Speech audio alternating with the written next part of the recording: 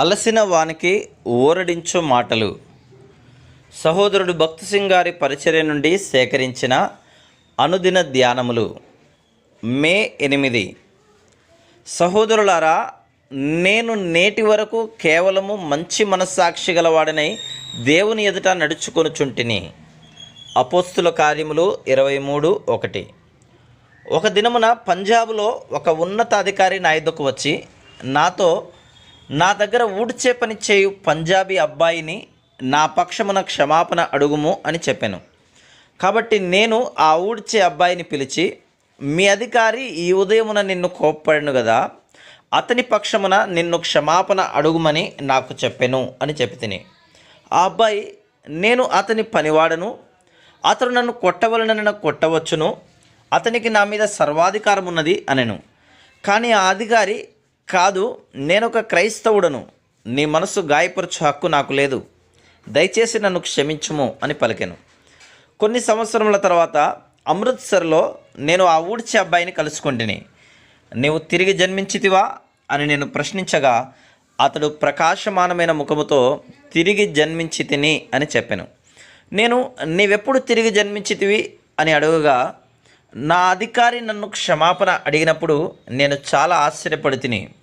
ఒక తెల్ల దొర ఆ విధంగా క్షమాపణ అడుగుట నేనెప్పుడూ వినలేదు అని చెప్పాను. ఆ అధికారి మాటలు ఆ ఊడ్చే అబ్బాయి హృదయమును తాకినవి. క్రైస్తవుడు అనగా ఏమో అతనికి తెలిసింది.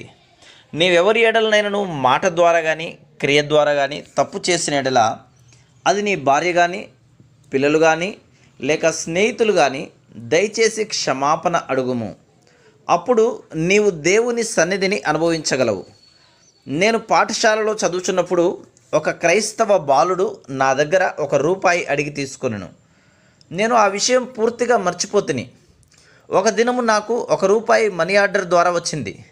అతడు అందులో ఈ విధంగా రాశాను, దీని గురించి నీవు మర్చిపోయి ఉండవచ్చును, నేను కూడా మర్చిపోతుని, కానీ దేవుడు నాకు జ్ఞాపకం చేసెను, నా మనస్సాక్షి నన్ను బాధ పెట్టినది, కాబట్టి నేను నీకు ఈ ₹1 పంపించుచున్నాను.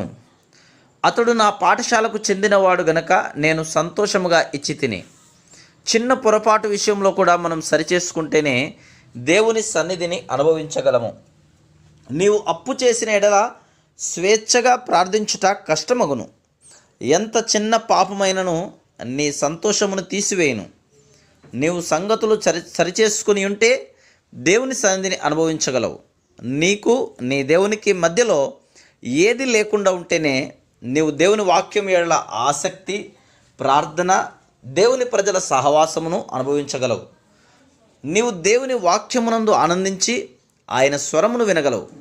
మరియు మనం ఈ విధంగా చెప్పగలిగి ఉండవలను, యేసుక్రీస్తు ప్రభువా, నీవు ఏ సమయంలోనైనా రావచ్చు, నేను సిగ్గుపడవలసింది నాలో ఏదీనూ లేదు. కాబట్టి చిన్నపిల్లలారా, ఆయన ప్రత్యక్షమగునప్పుడు ఆయన రాకడ యందు మనము ఆయన ఎదుట సిగ్గుపడక ధైర్యము కలిగి ఉండునట్లు మీరాయన యందు నిలిచియుండుడి. 1 యోహాను 2:28. మీ మనస్సాక్షి నిర్మలముగాను మీ హృదయము పవిత్రముగాను